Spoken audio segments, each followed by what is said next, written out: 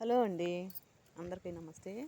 ఇదిగోండి బీరకాయలు ఉన్నాయి కదా, వీటిని నేను కోసేస్తున్నానండి. ఇదిగోండి ఎక్కడ ఒకటి ఉంది, ఇదిగోండి ఎక్కడ ఒకటి ఉంది. ఈ రెండు బీరకాయలని కోస్తున్నా.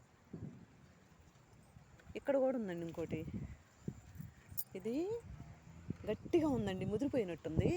అందుకని కొయ్యట్లా దీన్ని, గింజలు కానీ వదిలేసేద్దామని వదిలేసానండి. ఇదిగోండి మనకి మళ్ళీ పెట్టుకోవటానికి గింజలు కావాలి కదా, వాటి కోసం అండి. అందుకని ఈ బీరకాయని ఇట్లా వదిలేసేస్తున్నా సీడ్స్ కోసం. ఈ రెండు మాత్రం కోస్తానండి. ఇదిగోండి